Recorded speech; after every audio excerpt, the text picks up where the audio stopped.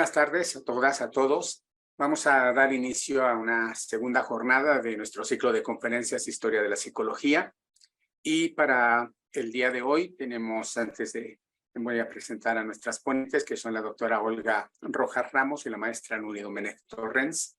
Voy a dar primero un agradecimiento a la división del Sistema de Universidad Abierta, la maestra Karina Torres, al ingeniero Jorge Gold y a la maestra Gaby Villarreal, y al proyecto PAPIT IN 401222 y al Seminario de Historia y Filosofía de la Psicología que organiza y coordina la doctora Soraya Monroy Nasser, por permitirnos hacer este tipo de eventos en apoyo a la asignatura de Historia de la Psicología a todas y a todos nuestros estudiantes. Pues empezaremos con las presentaciones para comenzar con esta sesión. En primer lugar, vamos a tener a la doctora Olga Rojas Ramos, que va a darnos una breve plática sobre psicología y neurociencia, la evolución de la mente y la neurociencia cognitiva. Posteriormente, el que habla presentará una presentación sobre el nacimiento de la psicología cognitiva. Y por último, la maestra Nuri Domenech Torrens nos hablará acerca de las mujeres en el conductismo. Entonces, sin más, comenzaremos con la doctora Olga Rojas Ramos con su presentación Psicobiología y Neurociencia, la evolución de la mente y la neurociencia cognitiva. Adelante, doctora. Muchas gracias, doctor Rigoberto León, y gracias al seminario que siempre nos tiene presentes y siempre es un placer discutir y compartir mesa con ustedes. Bueno, si me permiten, voy a compartir pantalla.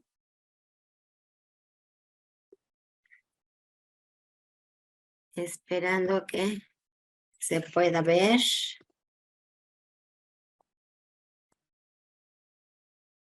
Entiendo bien que estamos con 20 minutos, ¿verdad, doctor?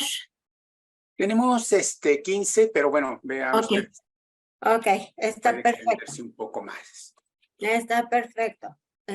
Intentaré hacerlo lo más rápido posible. Bueno, el objetivo de este año de cambiar un poquito la temática para hablar del desarrollo de la psicobiología o neurociencias son en realidad dos metas. Uno, que siempre habríamos hablado solo de la parte de la neurociencia y habíamos hablado muy poco de la parte de psicobiología. Y dos, hablar o llegar al momento en el que estamos hoy, en cómo estamos investigando el procesamiento de lo cognitivo y lo mental. Entonces, bueno, sin más preámbulo, me apuro para poder ser eficiente con todo el tiempo.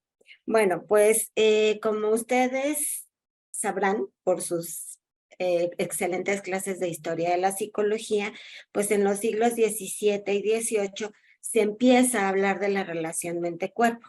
Anteriormente a estos periodos, en la antigüedad y en el Renacimiento, se hablaba más bien de la relación espíritu-materia. Para el siglo XIX ya el desarrollo de los estudios del cerebro nos lleva a hablar ya de mente-cerebro, ya no solo de relación mente-cuerpo, sino ya lo mental se circunscribe al cerebro, desarrollándose ahí dos tendencias, la mentalista y la organicista. Ya en el siglo XX, entre 1900 y 1960, el desarrollo de la filosofía de la ciencia pone en discusión, ya en el centro de la discusión, al problema mente-cuerpo propiamente como un problema filosófico. Pero en la segunda mitad del siglo XX, las ciencias cognitivas traen a la escena la unidad ahora conciencia-cerebro. Es muy importante aquí recordar que Hipócrates se va a referir a la vida mental prácticamente como la vida emocional. Eso en la antigüedad. Desde esas épocas ya se hablaba o ya se tenían algunos elementos para empezar a hablar de lo psicosomático. Y me interesaba hacer esta referencia en este momento porque este es un primer intento para ver lo que ahora estamos retomando en el área de psicobiología, en el campo de psicobiología y neurociencias, como psicofisiología e interocepción. En el siglo XV es cuando se acuña el término fisiología como las causas de las acciones del cuerpo y se propone a la mente como una de esas causas. Obviamente, en el siglo XV no teníamos las herramientas que hoy tenemos, por eso lo que ustedes verán a lo largo de la charla es que retomaremos algunos de estos conceptos. El nacimiento ya del problema mente-cuerpo como tal se debe a Descartes. Y ustedes recordarán que una de las frases famosas de este filósofo pensador era que hay que dudar de todo. Este principio ya habla o ya trae al terreno de la ciencia esta relación mente-cuerpo y se vuelve importante para el campo porque lo que empieza a buscarse es justamente la relación entre lo material y esta otra esencia que es lo espiritual. Recordemos también que aunque estaba erróneo en la ubicación de Descartes, ya él plantea la necesidad de buscar un asiento de este mundo o de esta esencia no material y enuncia a la pineal, a la glándula pineal, como el espacio o el sitio en donde van a confluir tanto lo material como lo espiritual.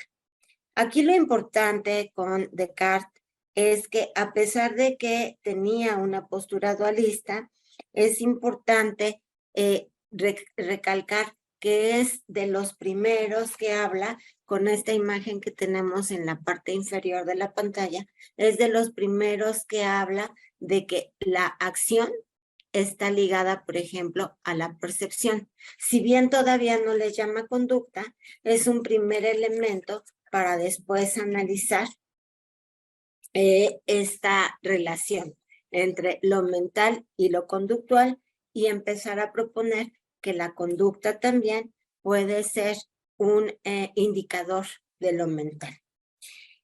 Ya para el siglo, para los años 600, por ahí, 700, se habla ya de un dualismo interdependiente. Y esto se vuelve interesante porque se empieza a ya plantear con el paralelismo psicofísico de Leibniz, se empieza ya a plantear la necesidad de empatar lo mental con lo fisiológico. Y es de ahí de donde empiezan a surgir justamente estas ideas en donde hay que recurrir al estudio del asiento o de la estructura material para entender lo mental, aunque la objeción de Leibniz, que es así conocida, lo que nos dice es que en realidad a lo que vamos a poder asomarnos a la hora de estudiar al cerebro es justamente al hardware, es decir, al cableado. Nos podemos asomar a la estructura, pero no nos podemos asomar y él plantea en su objeción que no nos vamos a poder asomar nunca a lo mental, que podemos conocer lo estructural, pero que lo mental se quedará como fuera del alcance de la ciencia. Recordemos que estamos en los años 1600, 1700. Para los años, para el siglo XIX ya aparece en escena este hombre que vino a revolucionar con su teoría todas las ciencias y que también tocó a la psicología. Aparece entonces en escena Darwin, y Darwin, aunque nunca se refirió como tal en sus escritos al problema mente-cuerpo, sí enuncia, es el primero en enunciar que la conducta puede ser una expresión de lo mental y que esa conducta además es sujeto de la selección natural como cualquier otro rasgo biológico. Ya con esto en la escena, empezamos a plantear un escenario justamente en donde la conducta como manifestación de la mente va a estar sujeta a las mismas leyes biológicas que cualquier otro rasgo fenotípico. De manera interesante, incluso Darwin, ya retirado a sus 80 y tantos años, hace un tratado de cómo las lombrices de su jardín generan una serie de movimientos que les permiten hacer estos montecitos que crean con sus heces, y que estos montecitos tienen como características diferenciales dependiendo de las lombrices que lo hagan. Describe así entonces y se atreve a decir que de acuerdo con las condiciones del ambiente, la conducta va a variar y por lo tanto lo mental va a variar. Incluso en este libro el que vemos de la formación del moho o del musgo vegetal por las lombrices o por los gusanos, ahí incluso él plantea que estos seres tienen ya una intencionalidad para hacer esas estructuras o estas esculturas con sus heces, estableciendo ya con eso una discusión muy importante sobre los orígenes evolutivos de la mente, hablando ya de una continuidad con el mundo biológico entre lo humano y los otros animales.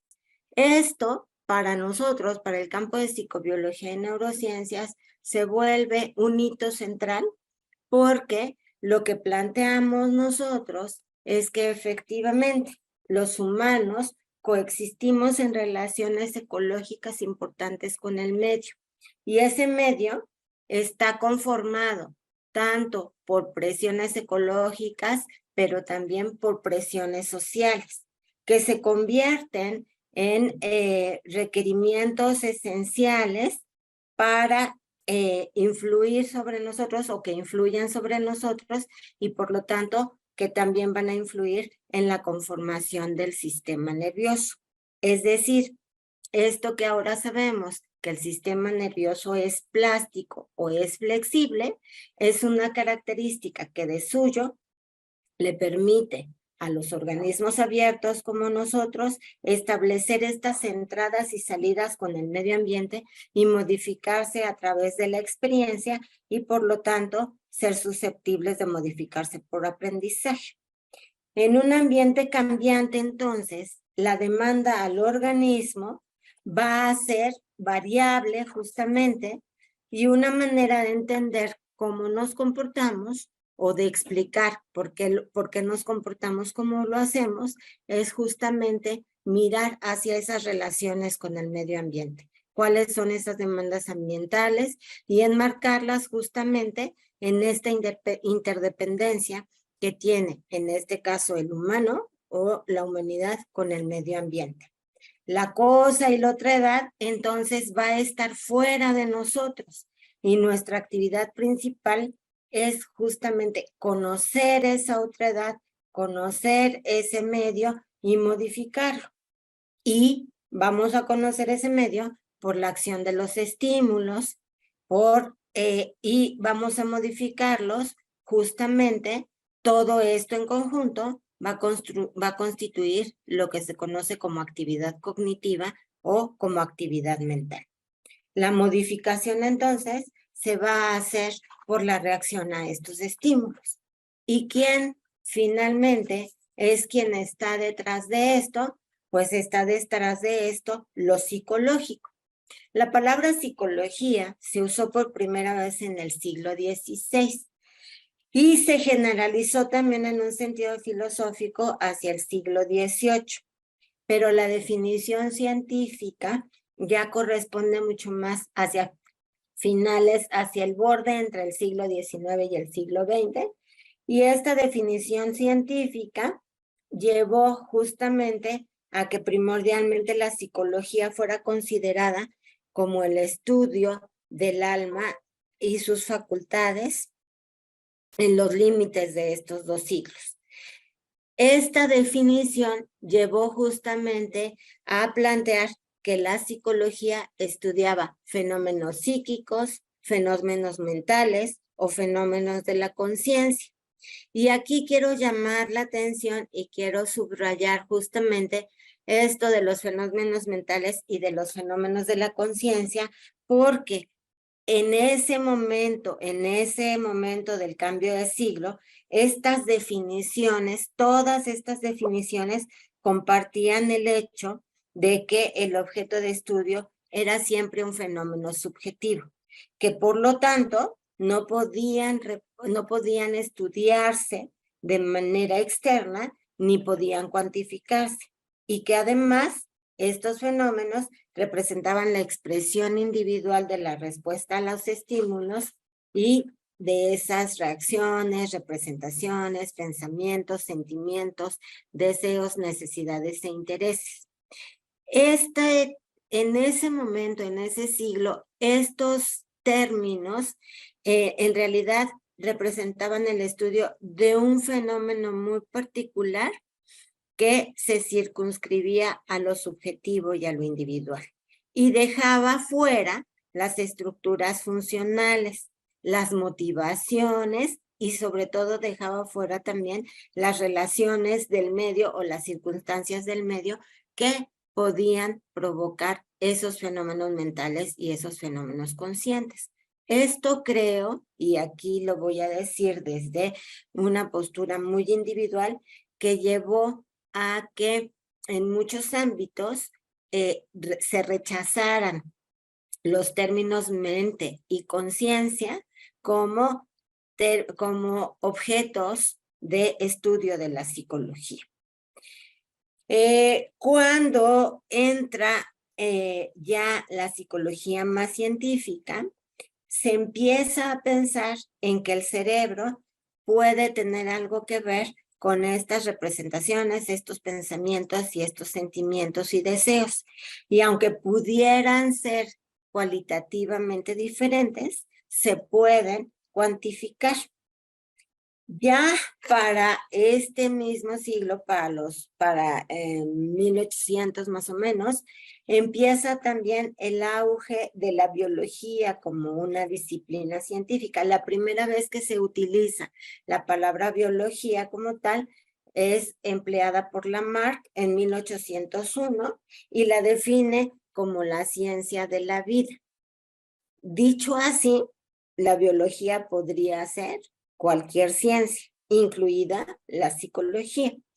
Esta definición tan general que podía abarcar a todas las ciencias no era muy útil.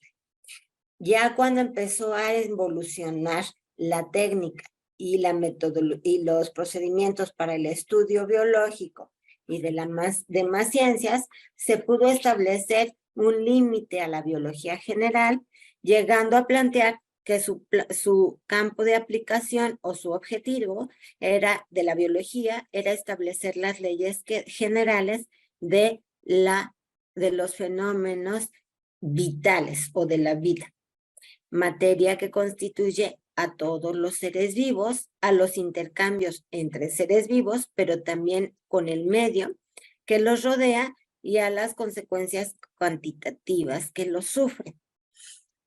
Allí empieza ya a surgir la importancia de la psicobiología como ciencia. ¿Por qué? Porque al plantear que tanto lo mental como lo conductual y como lo cognitivo pueden ser dispositivos o herramientas que nos permitan responder a esas demandas del medio ambiente, tenemos la parte psicológica, entonces, rodeada o con una función biológica. En este sentido, se empieza a plantear a la psicobiología como una ciencia que se ocupa de las estructuras y de las funciones biológicas, que en interacción con lo mental, que en interacción con el medio ambiente, van a generar los fenómenos psicológicos. Ya empieza a generarse un buen espacio para empezar a hablar de que la cognición y de que lo psicológico puede estudiarse desde un paradigma biológico.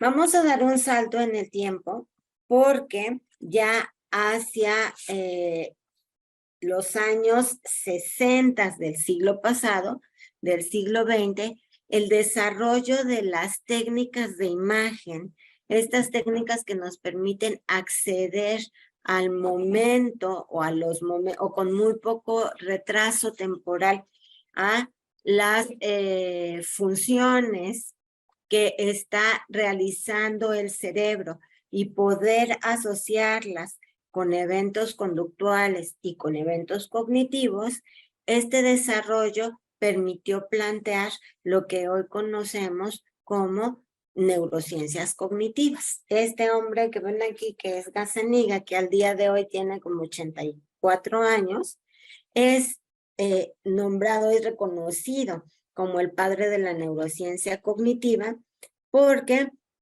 él empezó a plantear a partir de sus estudios con cerebro escindido, con separación de los dos hemisferios cerebrales, que el cerebro era esencial para lo mental, que no solo era un asiento de lo mental, sino que en realidad era en el cerebro donde ocurrían las funciones que iban a dar origen a lo que se conoce como cognición y como mente.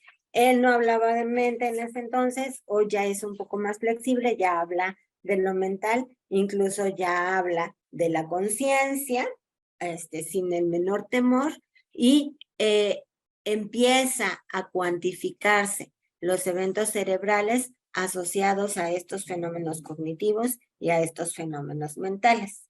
Sin embargo, en ese entonces, todavía en los años 60, teníamos un pensamiento en el que el cerebro era como un cerebro más bien reactivo. Algo así como un cerebro o un sistema que solo se activa cuando hay estímulos externos. Esto no concuerda con la teoría evolutiva y hoy estamos revisitando al cerebro y sabemos que existen circuitos cerebrales que todo el tiempo, eso quiero representar con la imagen de la derecha, que todo el tiempo están activados, que esta imagen clásica en donde lo conductual se generaba jerárquicamente por la entrada de un estímulo que se procesaba en el cerebro y luego la salida de la respuesta, ya no corresponde tanto a lo que realmente hace el cerebro. Hoy sabemos que el cerebro lo que hace en realidad es predecir. Es un sistema predictivo que, debido a actividad que está ocurriendo todo el tiempo, haya estímulo externo o no haya estímulo externo, genera simulaciones y esas simulaciones son como plantillas de actividad cerebral, eso quiero representar con las imágenes de la derecha, que le permiten comparar con el input o con la entrada del medio externo. Cuando esta comparación resulta en un error, entonces se corrige la plantilla y se tiene una nueva hipótesis y entonces el cerebro reestructura su actividad intrínseca. Este input sensorial que se pone a prueba con el mundo real, casi siempre lo pensamos como un input que viene desde fuera del organismo, como información que viene desde fuera del organismo. Hoy, ¿qué está pasando en el campo de psicobiología y neurociencias? Sabemos que el cuerpo también importa. ¿Y a qué nos referimos con el cuerpo también importa? Que justamente estas plantillas de simulación, estas hipótesis, estas comparaciones que se están generando como mapas de activación de zonas cerebrales relacionadas entre sí, en realidad provienen de la información interna del propio organismo.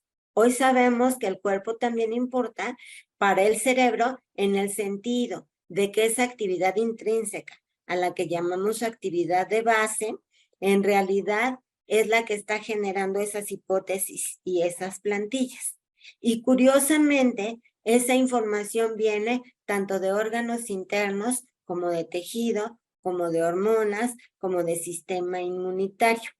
Esto nos hace tener una representación cerebral de nosotros mismos sobre la cual, o de nosotras mismas, sobre la cual procesamos los estímulos externos. Hoy entonces volvemos a incorporar al cerebro a la parte de un organismo complejo y el estudio hoy va hacia pensar entonces en un cerebro predictivo, en un cerebro, sí, concluyo, en un cerebro que va a estar asociado a actividad intrínseca sobre la cual se construye la realidad.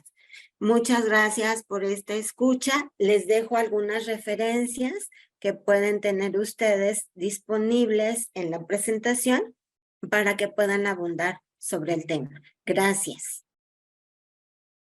Muchas gracias, doctora Olga Rojas. Muy interesante su presentación. Vamos a dejar hacia el final todas las preguntas, si quieren irlas haciendo, presentarlas en el chat, para al final de las 3 presentaciones poder ir retomando esas preguntas y poderlas compartir con todos y con nuestras ponentes para que sean respondidas, ¿sí? Bueno, voy a pasar a hacer mi presentación. Voy a compartir pantalla.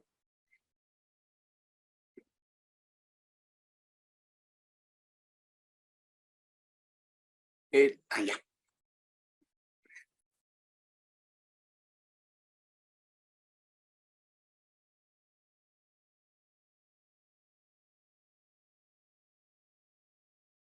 Bueno, yo voy a hablar acerca de los orígenes de la psicología cognitiva y inicialmente voy a presentar una primera diapositiva con un nombre, Annus Mirabilis, y voy a explicar por qué me atrevo a plantear hacer una comparación. Annus Mirabilis fue una frase que le fue dicha a la obra de Albert Einstein en 1905. Ese es el Annus Mirabilis, el año maravilloso, porque en 1905 Albert Einstein publica 3 artículos y esos 3 artículos, como sabemos, cambiaron el rumbo de la física. Hubo una nueva forma de mirar la física, un cambio, una revolución entre lo que era una, digamos, mecánica clásica y lo que iba a ser la mecánica relativista, etcétera. Bueno, de esta manera también me atrevo a plantear que en 1956 fue un annus mirabilis para la psicología. En un libro de Newell y Simon, que es un libro clásico de Human Problem Solving, ellos dicen en un adendum histórico que hacen al final de una edición posterior de ese texto, ellos dicen 1956 podría tomarse como el año crítico para el desarrollo del procesamiento de la información, es decir, de este paradigma que es el procesamiento humano de información. Y lo fue por un itinerario que me gustaría hacer el recorrido, que empieza en 1936, en el momento en que Alan Turing afirma que una máquina es capaz de realizar, y hay que acentuar, en principio, cualquier cálculo posible. Son los orígenes de esta idea sobre, digamos, la máquina universal, una máquina que puede resolver toda aquella serie de problemas para los cuales está diseñada para resolver. En 1943, años después, McCulloch y Walter Pitts demuestran que las operaciones de una neurona en una red neural pueden representarse mediante un modelo lógico, un modelo básico que si podemos tomar ahora, digamos, en el sentido de un código binario, pues simple y sencillamente también podríamos establecer, digamos, una neurona y esta como activa o, digamos, apagada, ¿sí? O sea, prendida o apagada. En 1946, Norbert Wiener publica el libro Cybernetics o el control y comunicación en el animal y en la máquina. Y fundamentalmente en 1948, nos vamos a centrar en la siguiente diapositiva en este año, un grupo de científicos se reúnen en el Instituto de Tecnología de California para celebrar el Symposium los mecanismos cerebrales de la conducta, también conocido como Simposium de Hickson. Este recorrido, si ustedes lo ven, va desde esta idea central de Turing de que, digamos, una máquina puede resolver un conjunto de problemas para los cuales está diseñada para hacerlo, y su posterior, digamos, analogía con el cerebro, una máquina que puede resolver problemas y si está diseñado para resolver ese tipo de problemas, atravesando con, digamos, con toda esta relación, una cierta, digamos, también una cierta relación entre lo que va a ser el cerebro y la conducta. No están, digamos, alejados, como ya lo escuchamos con la doctora Olga Rojas. En el simposio de Hickson, los historiadores, como Gardner, por ejemplo, están de acuerdo en este año, en 1948, que este simposio crea una gran influencia por los trabajos que se presentan, una gran influencia sobre lo que va a ser el desarrollo tiempo después de la psicología cognitiva y de las ciencias cognitivas en general, ¿sí? Para Gardner y también para Miller, 3 trabajos que se presentan en ese simposio reorientan toda la investigación, tanto en cibernética, en inteligencia artificial, como en psicología. El primero de ellos es el de von Neumann, que diserta sobre la analogía entre la computación electrónica y el cerebro, esto que decía, que viene desde 1936 con el trabajo de Turing, en el cual ya llegando a este punto y hacer la analogía entre ordenador y mente, ya no suena tan raro viendo toda la serie de trabajos que estaban detrás de eso. Es decir, una representación de las actividades del cerebro en un sistema lógico, parecía ahora, digamos, básicamente que podía ser traducida esa actividad dentro de un lenguaje formal, como el de, digamos, el de la lógica y ser representado, ¿sí? El segundo es un trabajo de McCulloch, ¿sí? Que presenta el trabajo intitulado ¿Por qué la mente está en la cabeza? Y es un trabajo bastante interesante, aunque parece irónico precisamente de suponer esta mente en la cabeza, y obviamente es una especie como de guiño hacia este nuevo constructo que va a ser mente-cerebro. Y por último, el trabajo que más revuelo causó en 1948 es el de Carl Lashley, que leyó la ponencia El problema del orden serial en la conducta.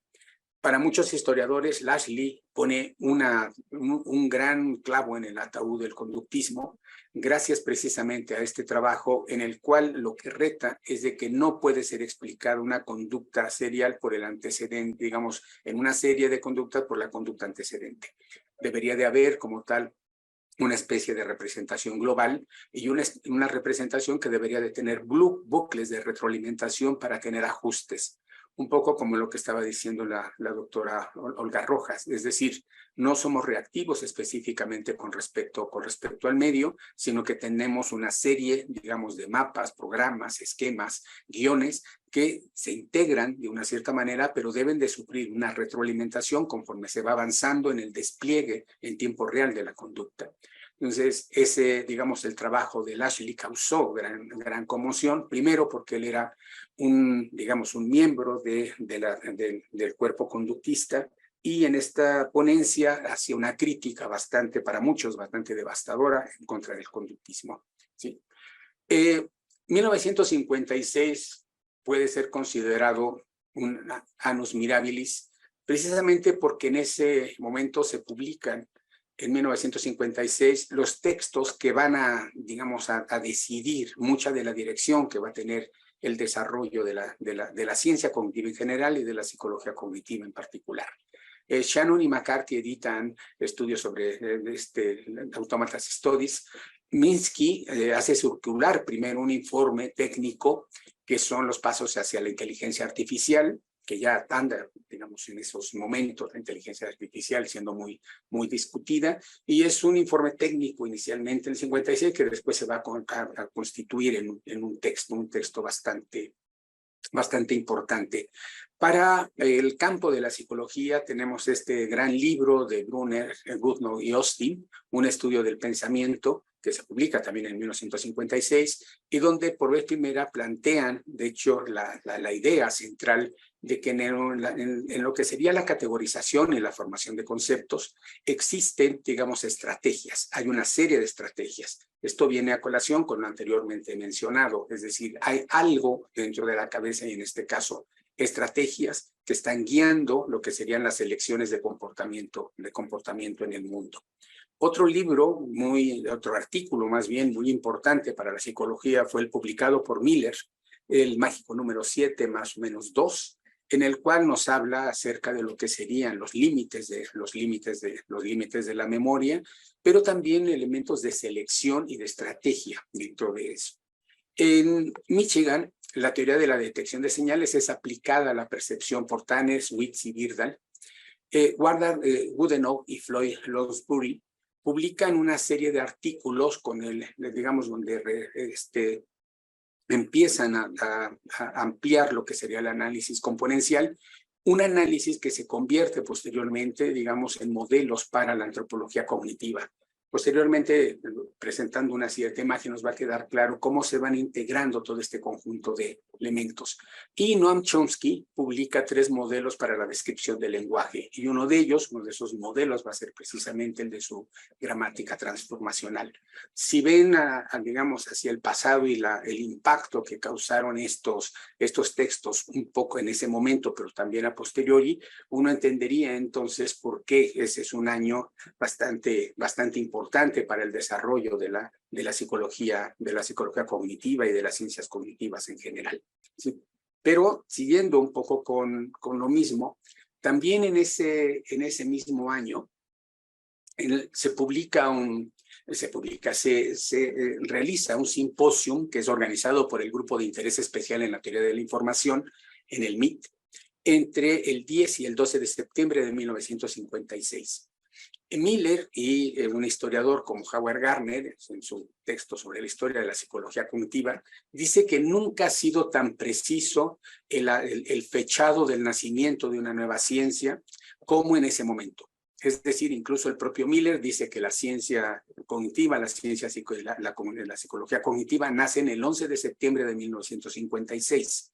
Ya vimos que están todos estos trabajos y va a haber trabajos todavía posteriores, 1 o 2 años después, entre el 58 y el 59, pero básicamente a lo que se refiere Miller es a un conjunto de trabajos que se presentan fundamentalmente ese día. No el 10, no el 12, sino que dice que es el 11 de septiembre todos estos trabajos. Newell y Simon presentan un trabajo sobre su máquina lógica. Nat Rocher y colaboradores, en patrocinio con la IBM, reportan la utilización de una máquina IBM 740 para verificar la teoría neuropsicológica de los ensambles neuronales de Donald Hess. Victor Ive dio una charla sobre el análisis estadístico de brechas y su relación con la sintaxis, en donde también se plantea básicamente que el lenguaje y el estudio del lenguaje puede tener una precisión matemática, cosa que para Ive había supuesto que el único que había encontrado esa relación era precisamente Noam Chomsky. Y Skihal describió algunos experimentos sobre la velocidad del reconocimiento perceptivo. George Miller habló sobre cómo evitamos el embotellamiento creado por nuestra limitada memoria de corto plazo, y Switz y Birsal explicaron el significado de la teoría de la detección de señales. Si ustedes ven todos estos trabajos y realmente aquí es lo que están planteando: máquina lógica, sintaxis, reconocimiento perceptivo, memoria de corto plazo, detección de señales, nos lleva básicamente a todo este conjunto de elementos que desde una perspectiva psicológica podríamos reconocer como trabajos en percepción, en memoria, en lenguaje, en razonamiento, pero también acompañados precisamente de todo este gran trabajo que se había realizado después de 1936 sobre lo que era todo el trabajo sobre inteligencia artificial, cibernética, las máquinas lógicas, etcétera. Es decir, empieza a haber una unión en la cual básicamente lo que ya va a detentarse ahora como no solamente como procesamiento de información, sino como la metáfora mente-ordenador, pues ya empieza a cobrar cierta forma. A esta A este esquema me refería hace rato con la ciencia cognitiva, en la cual todos estos trabajos, y por eso decía que este trabajo sobre los modelos que empiezan a hacer, digamos, empiezan a dar origen a distintas ramas de lo que hoy conocemos como ciencia cognitiva, como las neurociencias, la filosofía de la mente, la psicología cognitiva, la psicolingüística, la antropología cognitiva y las ciencias de la computación con digamos, con lo que sería la inteligencia artificial. Y básicamente el conjunto de relaciones que se pueden establecer entre ellas, por ejemplo, entre psicología y lingüística, toda la psicolingüística o la psicología y la filosofía, todos los trabajos actuales en filosofía de la mente, en antropología cognitiva, por ejemplo, y todo el bagaje que nos está dando las neurociencias para establecer esta relación de que esto que está ocurriendo en el cerebro, como ya lo escuchamos anteriormente, no es otra cosa más que lo que Pinker estaba diciendo digamos, en un texto, que la mente es lo que el cerebro hace. Es decir, no hay mucha diferencia entre el cerebro y la mente, pero sí en las exposiciones de lo que podrían ser sus productos, y que de hecho actualmente es donde se sigue trabajando. 1956 es muy bien datado, que es el nacimiento de la psicología cognitiva, de la ciencia cognitiva en general, pero también que tiene todo este conjunto de antecedentes, y antecedentes que se van a ir, digamos, prorrogando y diferenciando a lo largo del tiempo, pero también formalizando y constituyendo en áreas muy ricas de investigación. En todo caso, digamos, podríamos simple y sencillamente decir lo siguiente. La psicología cognitiva es una contrarrevolución. En 1956 es una contrarrevolución, pero es una contrarrevolución en contra, digamos, del conductismo, suponiendo, y por eso se le llama contrarrevolución, porque el conductismo fue una revolución en la primera década del siglo XX en contra de la psicología que había realizado cierto tipo de trabajos, fundamentalmente, digamos, utilizando métodos como el de la introspección o generando cierto tipo de trabajos, retomando la conciencia y retomando ciertos elementos que no eran visibles, objetivos, etcétera. Ya sabemos por dónde iba más o menos el conductismo, pero fue una gran revolución, una revolución que incluso Vygotsky nos dice es una revolución que realmente plantea un nuevo método, una nueva forma de hacer psicología. Pero ahora, ante eso que no había explicado, que son estos elementos que ocurren al interior de la cabeza, por eso no era, digamos, gratuito, ni era ironía este título de una ponencia de por qué la mente está en la cabeza, sino que básicamente tenía que ver, digamos, con lo que iba a ser retomar todo ese conjunto de actividad mental que son digamos, los guiones, que son las estrategias, que son los planes, que son ese conjunto de elaboraciones, de operaciones que están realizándose ahí y que tienen su manifestación en todo el comportamiento cognitivo que podemos realizar. La hipótesis central de la ciencia cognitiva es que el pensamiento puede entenderse mejor en términos de estructuras representacionales en la mente y procedimientos computacionales que operan sobre estas estructuras. Si recordamos las viñetas anteriores, del 36 al 48, pues vemos que básicamente todo lo que está, digamos, como decía Boring, en el espíritu de la época, ¿sí?, van a hacer precisamente este trabajo sobre los ordenadores y esa visión aplicable, digamos, a lo mental. Las primeras o influyentes aplicaciones del computacionalismo a la cognición incluyen teorías de la adquisición del lenguaje, como la de Chomsky, la atención, como la de Brodmann, con su libro de Percepción y Comunicación, la resolución de problemas con Shaw y Simon, la atención, la memoria con Sternberg, por ejemplo, y la percepción con Marr. Todo este conjunto, digamos, de trabajos tuvo un origen, y ese origen es 1956, y en lo que dice Miller, en un día muy específico, que es el 11 de septiembre de 1956, cuando aparece en toda esta presentación en un simposio. Muchas gracias.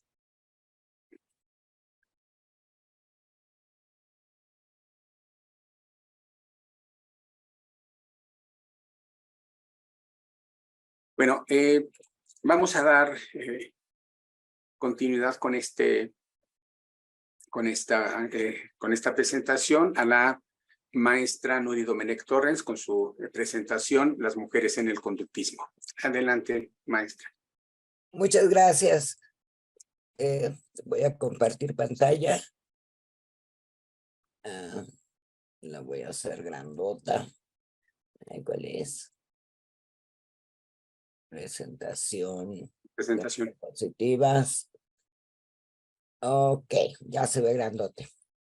Bueno, no me toca a mí defender al conductismo, nomás me toca esta parte que es parte de la historia y parte del presente, porque la historia, y siempre hay que recalcarlo, la historia de la psicología no es continua, más bien es secuencial, no es secuencial, es discontinuo, es decir, cuando llega el conductismo, quiere romper con todo, psicoanálisis, mentes, pero aquello sigue y la parte clínica sigue adelante y la parte cognoscitiva sigue adelante.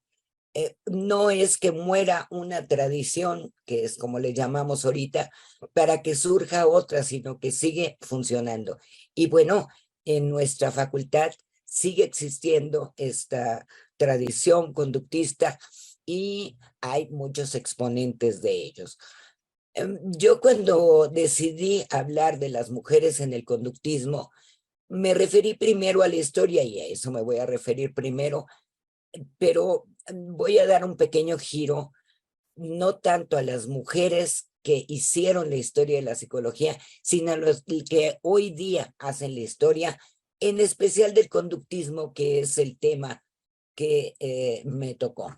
Yo lo que creo es que pues la tenía fácil porque de las características del conductismo, muchas criticables, otras no, pero de estas características que tiene la tradición del conductismo, pues menciona que todos los organismos son iguales. Esto es, así como existen enfoques en la psicología que hacen serias diferencias entre hombres y mujeres, desde la perspectiva del conductismo, cómo se originó, cómo fue estructurado por su padre, que fue Watson, aquí sí no cabe duda, porque bueno, es el que lo puso en el mapa junto con William James, que no figura tanto. Encontramos un trato que debe de ser igualitario entre todos los organismos, y bueno, organismos masculinos y organismos femeninos. A decir de varios autores, esto es una cita que me encantó, es el conductismo una orientación teórica más neutral respecto a la consideración de la psicología de la mujer y de las diferencias sexuales, ya que no asume a priorísticamente la existencia de síndromes de personalidad o rasgos constitucionales diferentes, tal como lo asume alguna. Aquí se menciona ahí el psicoanálisis, yo diría la tradición psicodinámica o clínica, que es como solemos llamarle normalmente en la facultad.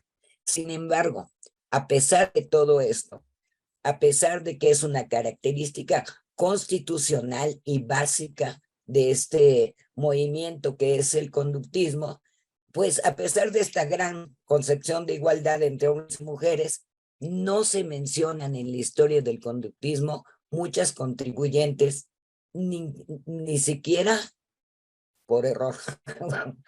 Desde Watson en 1913, cuando lanza su famoso manifiesto conductista, en donde dice cómo ve la psicología un psicólogo y nos habla de la conducta, pues lo que nos ha dicho es que somos iguales. Dice, todo bebé humano normal, bebé, niño, niña, tiene potenciales esencialmente similares, porque ¿quién tiene pruebas de lo contrario? Esto supone una declaración de principios sobre el propósito de analizar principalmente el refuerzo ambiental hasta descubrir su determinismo. Si tomamos en serio lo anterior, la tradición conductista tomará en cuenta el aprendizaje cotidiano y cultural solo desde el punto de vista de nuestra historia de contingencias, sin pasiones ni innatismos o estructuras de origen.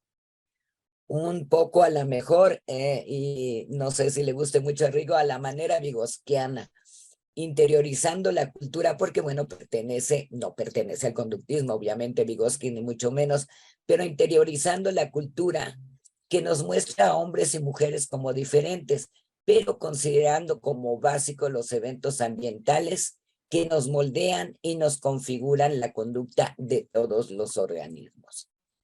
Con las consideraciones antes expuestas, no habría razón desde Watson como papá del conductismo el considerar a algunas mujeres como mamás del mismo, aunque no lo hayan puesto por escrito o aunque no se mencionen por escrito.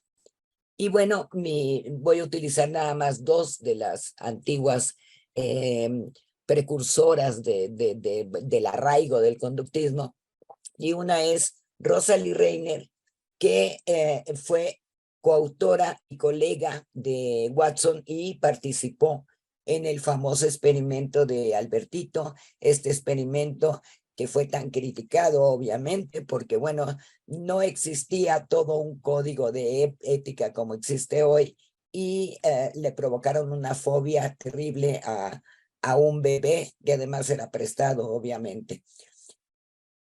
A Reiner no le hacen mucha justicia, a pesar de que también escribió lo suyo. Reiner y Watson contraen matrimonio, y bueno, esto es un escándalo porque pues tenía esposa. Watson se divorció para casarse con Reiner, pero lo que le toca a ella ya cuando se casa con él es hacer la investigadora, de ser investigadora y autora de artículos, a ser la esposa de Watson. Y la verdad es que fue una mujer que incluso publicó y hizo cosas por el conductismo.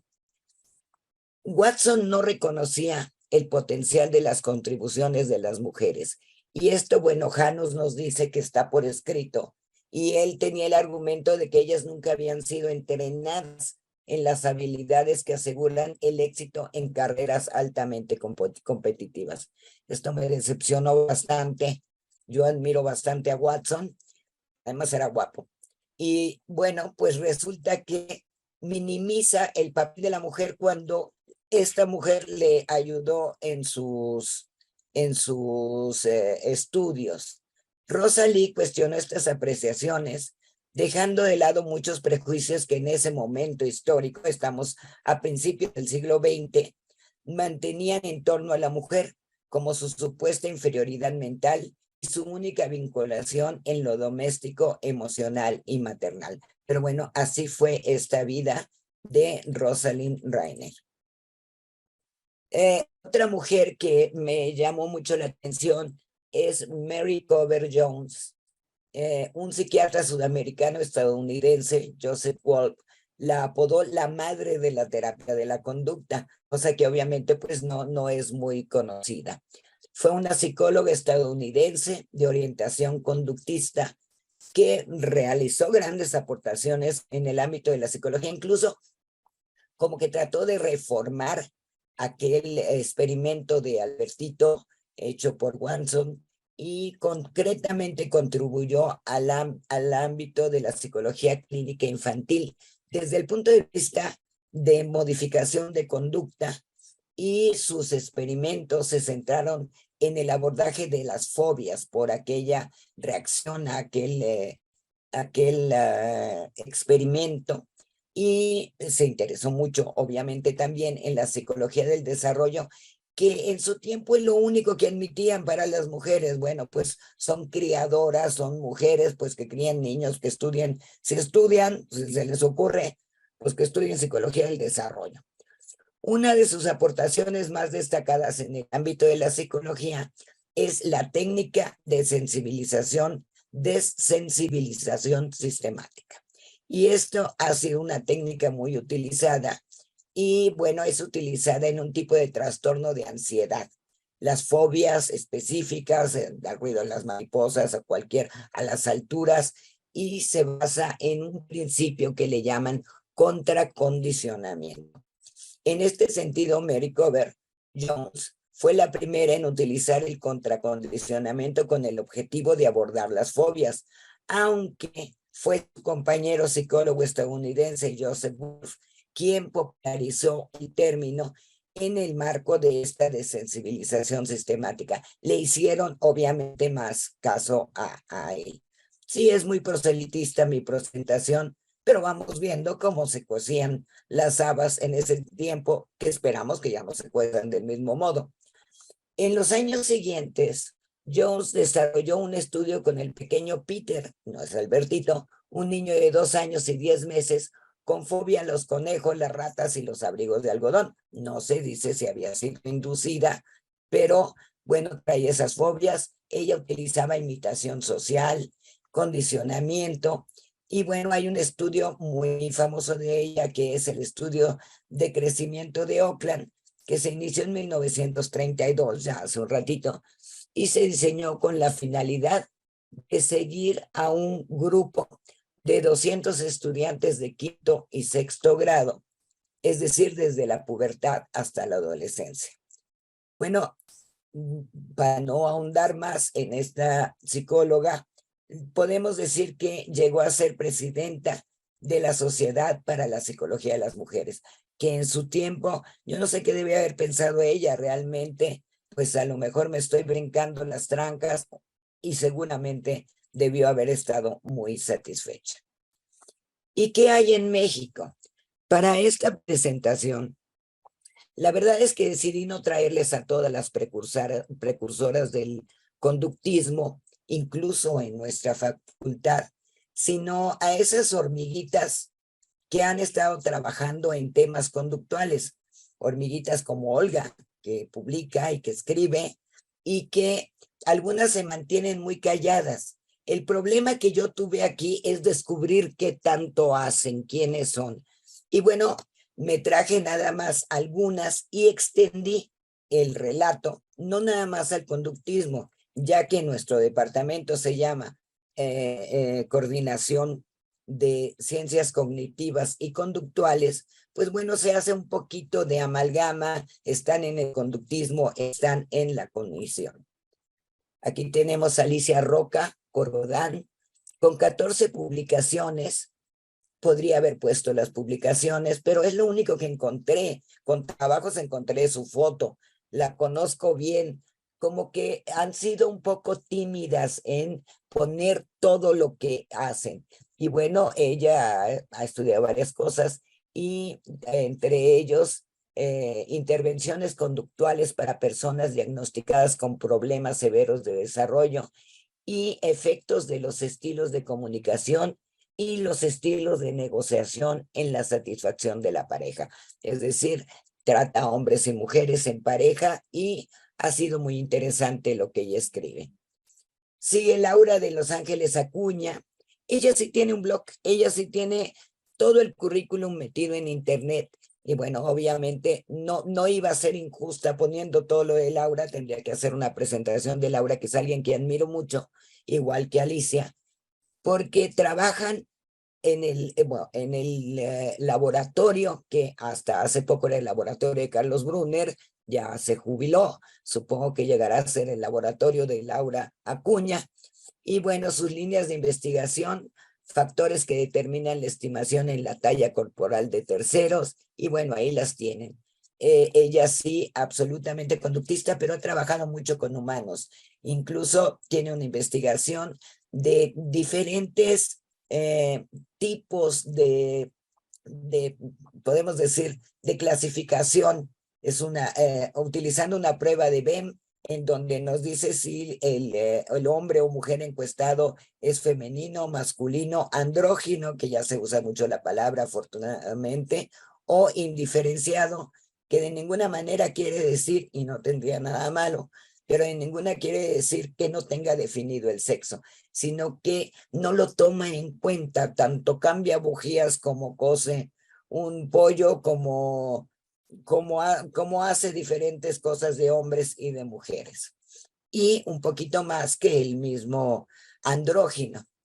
Tenemos después a Brisa Gutiérrez Ortegón, que bueno, la tengo aquí recibiendo un premio a la mejor tesis, que trabaja básicamente en análisis conductual de la conducta, efectos del entrenamiento en diferentes niveles de variabilidad sobre la variabilidad operante en ratas. Trabaja directamente con animales, que es muy del conductismo. El conductismo no se ha muerto, ella está en la Facultad de Psicología trabajando en esto.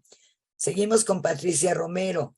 Actualmente es jefa de la coordinación del Departamento de Ciencias Cognitivas y Conductuales en la facultad. Es una mujer muy activa, muy movida, también con publicaciones. Y bueno, en últimas fechas, bueno, ya como jefa de departamento, ha hecho una comisión de transversalización del género, es decir, visibilizar el género en las diferentes materias o asignaturas de la coordinación de ciencias cognitivas y del desarrollo, y creo que está haciendo una buena labor.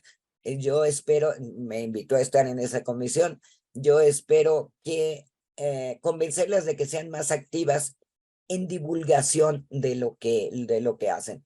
La foto, me perdonan, fue una junta que tuvimos porque en internet no encontré ninguna de ella. Me mandan un chat. Me quedan 3 minutos, ya voy a terminarlo. Ahí, pero me quiero ir para atrás. Anterior. Tenemos otra vez, qué mensa, a Judith Marina Menes, que ella, no estoy segura que sea su foto de ahorita, pero está muy guapa.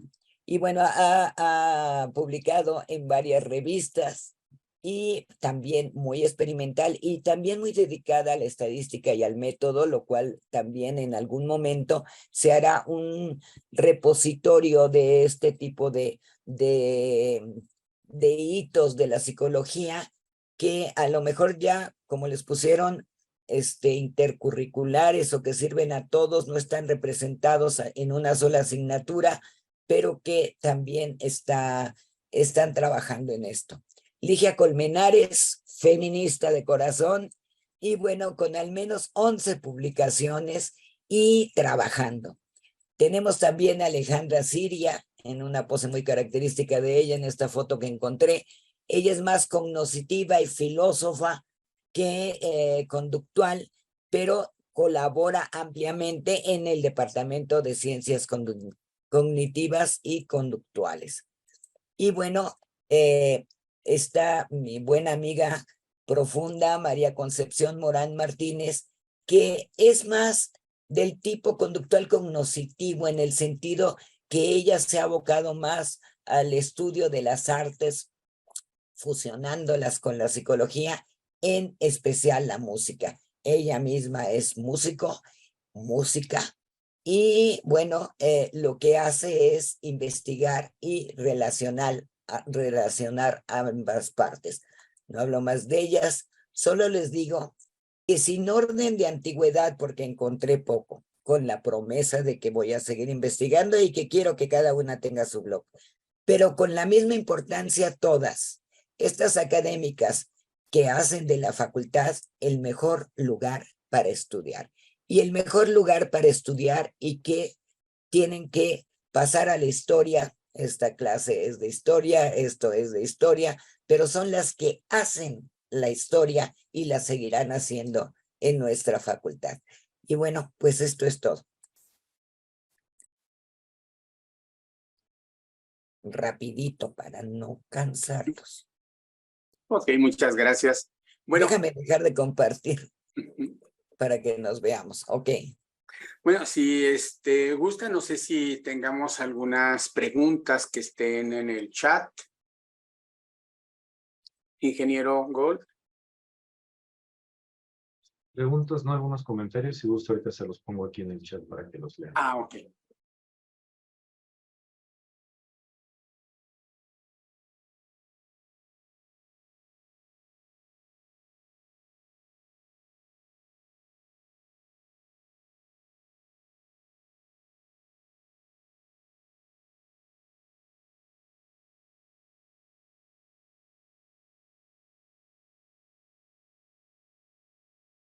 Bueno, tenemos aquí algunos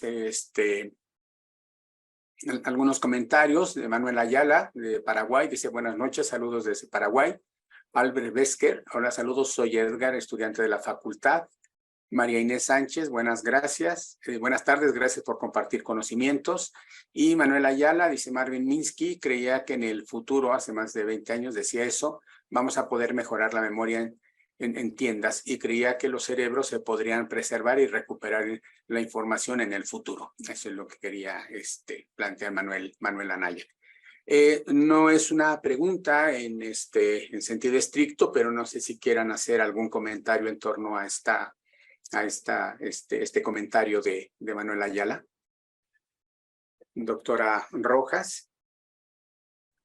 Bueno, creo que estamos un poco lejos de eso, afortunadamente, y digo afortunadamente porque en realidad la flexibilidad y la característica propia de este sistema que hace miles de plantillas y demás, se basa justamente en la posibilidad de aprender. No sé qué tanto comprar como memorias o comprar como cerebros en las tiendas pudiera también tener esta característica, ¿no? Creo que una de las cosas importantes que la neurociencia nos ha enseñado hoy es que estábamos un poquito errados en cómo estábamos explicando el dato, porque nos circunscribíamos a áreas específicas pensando que esas áreas eran la función. Y hoy sabemos que en realidad las funciones pues son producto de una serie de conexiones a la que se le llama justamente conectividad cerebral y que tiene también que ver con una característica muy dinámica que está variando en el tiempo y que hace muy versátil a este sistema. Okay. No sé si quiera compartir algún comentario, maestra Domenech. Pues no tengo tanta información como Olga. Sería una buena idea lo que proponen, pero creo que, bueno, si tenemos fuga de cerebros, a lo mejor sería bueno comprar memorias, ¿verdad? Pero afortunadamente ya hay mucha divulgación y eso me parece fantástico. Es como comprar la memoria de otro o comprar el cerebro de otro. Hablabas de Gazzaniga, Olga, un hombre tan completo que unificó el cerebro, porque se hablaba de cerebro dividido por Sperry, y él unifica, y que bueno, de alguna manera después sigue comentando, yo he seguido también a Gazzaniga, y sigue comentando en los alcances que tiene todo lo que tenemos en la cabeza. Me encantó que lo mencionaras, igual que a Descartes, que considero un feminista. Él traducía sus textos del latín, que era lo obligado, al francés para que lo pudieran leer las mujeres, y se carteaba con ellas y reformó algunos textos con las aportaciones que tenía ella. Eso me encantó de tu presentación, Olga. Y bueno, pues compremos memorias, leamos más sobre cómo trabajan estos grandes cerebros. No nomás el de Einstein fue grande, estos grandes cerebros. Sí, tenemos otro comentario de Lourdes Pérez. Dice, ¿por qué se menciona muy poco las aportaciones de los filósofos dentro de la historia? Creo que será dentro de la historia de la psicología. Yo creo que no, nosotros tenemos toda una materia de filosofía, pero también es filosofía de la psicología. Cuando se hizo el nuevo currículum, no se planteó el tener materias que hablaran de todo. O sea, en la historia de la ciencia, pues sí, mucho gusto, pero en la psicología, ¿qué?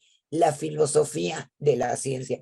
Y sí se mencionan también, y siguiendo con el tema, pues para eso lo traje, se mencionan pocas mujeres filósofas, pero sí quien inspiró a cada uno de ellos, que viajamos a hombros de gigantes, tuvimos antecesores en todas nuestras tradiciones, en la psicología, en el cognoscitivismo, hay mentes brillantísimas que hicieron el cognoscitivismo y mentes muy brillantes que hicieron el conductismo y inclusive, bueno, toda esa parte clínica. Y sí, hay una materia en la Facultad de Psicología que es filosofía de la psicología, y que bueno, también hacemos este tipo de conferencias. Ojalá que nuestro amigo de Paraguay nos siga en algún momento o haga un intercambio y venga para acá. Bueno, me voy a permitir hacer un comentario con respecto a esto. No se olvida, de hecho, toda la currícula y fundamentalmente la asignatura de Historia de la Psicología tiene todos los antecedentes de la filosofía. La doctora Alba Rojas estaba mencionando a Leibniz, por ejemplo, Descartes, lo mismo que Baruch Spinoza. Y básicamente a veces parece que nos quedamos hasta ahí, pero no olvidemos que hacia el siglo XX, todo lo que, bueno, al propio Auguste Comte, por ejemplo, y posteriormente todo el trabajo que hace el Círculo de Viena, ¿sí? Con todo el trabajo del neopositivismo, por ejemplo, o sea, empieza a, digamos, a ilustrar muchas de las problemáticas que en la actualidad, o sea, tenemos. Básicamente, en este gráfico que puse de las ciencias cognitivas, todo lo que es actualmente, en 2023, filosofía de la mente, está lleno de filósofas y filósofos a no parar trabajando sobre cuestiones de percepción, todo el movimiento de cognición encarnada, por ejemplo, la tercera generación de ciencia cognitiva, está llena de fenomenólogos, por ejemplo, todo el rescate de autores como Husserl, como Heidegger, como Merleau-Ponty, por ejemplo. O sea, sí aparecen. Ahora, básicamente para una asignatura de historia pues nos quedamos muy cortos en un cierto periodo que son los antecedentes. De hecho, en general, como también en primer semestre está teoría computacional de la mente, parece que historia de la psicología se queda un poco hacia conductismo y Gestalt. Por ejemplo, ni siquiera aborda, digamos, tampoco la psicología genética, puesto que en segundo semestre hay una materia específica sobre el Piaget o, digamos, de la vertiente rusa, en el cuarto semestre está la psicología sociocultural de Vygotsky, por ejemplo, y en la cual estoy de acuerdo con la maestra Nuri Domenech. Yo siempre he dicho que Vygotsky es un conductista social, ¿sí? O sea, eso es lo que, por eso no lo estudio, no me gusta mucho él, pero es un conductista social. Todo está en la cultura, nosotros somos receptáculos de lo que va a ser, etcétera, ¿no? Entonces hay una serie de cosas. Pero bueno, volviendo otra vez a los filósofos, hay muchas personas aquí en psicología social, encontrarían varios de ellos que trabajan con psicólogos muy actuales, Gadamer, por ejemplo, ¿no? Trabajan algunas cosas con Nietzsche. Si tienen la oportunidad de estudiar con la maestra Patti Corres, por ejemplo, Patti Corres hace una muy buena relación sobre los filósofos, por ejemplo, atomistas, toda la filosofía griega, la filosofía medieval de Santo Tomás, San Agustín y su influencia en muchos conceptos de orden psicológico, ¿no? Entonces sí se toman, digamos, se toman en cuenta y siguen siendo, digamos, un punto básico para la reflexión en respecto de los fenómenos psicológicos o de las explicaciones de psicología, ¿no? Bueno, ya no aparece algún otro comentario. No sé si gustan redondear, digamos, un poco para ir terminando, algo que quieran comentar, maestra Domenech, doctora Rojas. Pues, adelante, Nuria. No, adelante, porque tanto como redondearlo, más bien que sigue, lo que sigue es seguir, bueno, con todos los estudios que hace Olga, obviamente, en su laboratorio, pero seguir bordando en la historia que es esto de la psicología y tener en cuenta esto que nos dicen, que de la filosofía alguna vez hasta se pensó en juntar las dos, historia y filosofía en una sola, pero nos robábamos tiempo, entonces se dejó en dos, y que el alumno estuviera un poco más avanzado cuando entrara a la filosofía, conociera un poquito más de todos los hitos que hay en la psicología para poder entrar a la filosofía. Olga.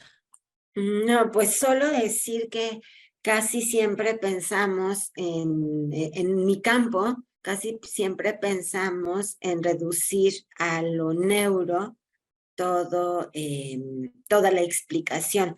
Creo que hoy tenemos muchísimo trabajo en pensar justamente en cómo dar este marco evolutivo explicativo de la función última de la conducta y de la cognición. Hay mucho trabajo por hacer y pues completar también diciendo que creo que hoy las fronteras entre áreas cada vez son más borrosas y afortunadamente estamos aprendiendo nuevamente a hablar entre nosotros, a reconocernos y a establecer preguntas de investigación muy conjuntas, ambiciosas y conjuntas, y que bueno, que hay preguntas que se han quedado en el tintero porque aunque ha habido un desarrollo de la técnica muy vertiginoso, aún no llegamos al punto, por ejemplo, de poder estar generando pensamiento de manera ecológicamente válida y registrar al mismo tiempo. Todavía los tenemos que meter en el resonador, por ejemplo, y eso pues ya nos mete en un medio muy artificial. Pero esperemos pues que pronto estas fronteras que se han borrado den los frutos que la disciplina requiere. Y bueno, para seguir un poco en ese, tenía razón la maestra Nuri Domenech. De hecho, este campo, y es un área que tenemos, la coordinación de ciencias cognitivas y del comportamiento, es eso. O sea, uno ve un gran, digamos, una gran confluencia de intereses, de marcos teóricos, de paradigmas que están trabajando, digamos, constantemente. Y básicamente esto que planteaba de cuando decía y hacía esta diferencia entre las ciencias cognitivas y lo que era la psicología cognitiva en específico, de hecho me adhiero más a lo que es ese movimiento de las ciencias cognitivas, porque es donde puede encajar todos estos intereses. Por ejemplo, uno revisa trabajos en antropología cognitiva y uno está viendo psicología social en pleno, pero está viendo los elementos cognitivos. ¿Habían desaparecido? No. O sea, si uno hace se sumerge en la alberca de la psicología social específicamente, pues va a haber muchos trabajos de personas que trabajaron en ambos rubros, tanto en percepción como en social, como Kurt Lewin, por ejemplo, o gente que trabajó en inteligencia con animales como Kohler, pero también digamos, en percepción con la escuela de la Gestalt. Es decir, hay de todo. Pero una cosa que sí me llamó la atención, o sea, sí había en la historia, por ejemplo, en el conductismo, muy pocas representantes digamos, del género femenino. Y hay algo que quizás habría que seguirle un poco, digamos, desenterrando por ahí, porque algo me llamó la atención ahorita, como lo planteaba Nuri, y es precisamente que en el campo opuesto, en el campo de la cognición, por ejemplo, en la psicología genética piagetiana, abundaron las mujeres. Y de un nivel, o sea, enorme, como Barbel Lindell, Madame Bové, Hermine Sinclair, Constance Camille, por ejemplo. Y ahora no decir de la psicología del desarrollo cognitivo actual, o sea, me faltan los dedos para contar las grandes mujeres que hay con una importancia impresionante, generadoras de teorías. Susan Carey, por ejemplo, Rochelle Gelman, Susan Gelman, Esther Delen, que era una maravilla, desgraciadamente murió, pero nos puso en el camino del estudio de los fenómenos dinámicos complejos, y la teoría que tiene la seguimos utilizando porque es verdaderamente impresionante. Que Irene Adolph, por ejemplo, en todo lo que es problemas de psicomotricidad. Aquí en la facultad me gustaría mencionar dos, precisamente de nuestras compañeras, Alicia Alba Canto, por ejemplo, y Natalia Arias Trejo, que están en el laboratorio de infantes dedicadas a trabajos en psicolingüística, maravillosos trabajos en psicolingüística y en formación de conceptos y categorización. Y Jutta Fried, por ejemplo, en trabajos en autismo, es decir, o personas no solamente europeas o norteamericanas, como Stella Bosnias-Dow, una griega que trabaja en cosas de cambio conceptual y cognición y enseñanza de la ciencia, o sea, de una manera maravillosa. Usha Goswami, por ejemplo, o sea, ahora nos faltan, digamos, dedos para estar contando la gran proyección que existe, afortunadamente. Y creo que tenía razón, mucha razón, uno de los fundadores de la psicología cognitiva, Jerome Brunner, decía que quizás nos falta que las mujeres empiecen a estudiar el desarrollo infantil porque nos darán una versión diferente a la que nosotros estamos acostumbrados. Es decir, estamos trabajando puros hombres, pero cuando empiecen a trabajar ellas vamos a tener un campo diferente. Y tenía mucha razón Brunner. Hoy tenemos un campo diferente gracias a ese conjunto de aportaciones. Y son las que pues, debemos de continuar publicitando, digamos, porque son las que nos guían en cómo ver la psicología cognitiva y específicamente algo que me interesa, que es el desarrollo cognitivo. Pero nada más, bueno, quería cerrar con eso, pero sí sería, digamos, cuestión de empezar a ver ahí más en detalle qué pasa en esos 1940, 1970, digamos, ese marco, por qué aparecen estas, o en otros campos, cómo empezaron a generarse posibilidades o no del desarrollo, digamos, para el trabajo de mujeres, ¿no? Pero sería interesante. Bueno, no sé si ya no hay comentarios, no sé si haya algo más. Si no es así, bueno, pues damos un poco las gracias una vez más primero a nuestras conferencistas, la maestra Nuri Domenech Torrents. Muchas gracias por esta participación. También a la doctora Olga Rojas Ramos, muchísimas gracias por su participación. Y obviamente a todas las personas que trabajan en la división de la Universidad Abierta que nos facilitan esto, la doctora Soraya Monroy, el ingeniero Enrique Gold, la maestra Gabriela Villarreal. Sí, Nuri. Y muchas gracias, Rigo, porque no te puedes dar las gracias tú solo, y la verdad tu presentación fue muy ilustrativa y muy puntual a lo que hay del cognoscitivismo. Muchas gracias, Rigo. No, gracias a ustedes. Pero bueno, sin más, muchas gracias a todos, a la maestra Karina Torres también, muchas gracias. Y bueno, con esto nos despedimos. Gracias por su asistencia y hasta la siguiente, ¿cómo se llama? Hasta la siguiente conferencia. Gracias. Buenas noches. Gracias. Buenas noches, mil gracias. A todos. Gracias.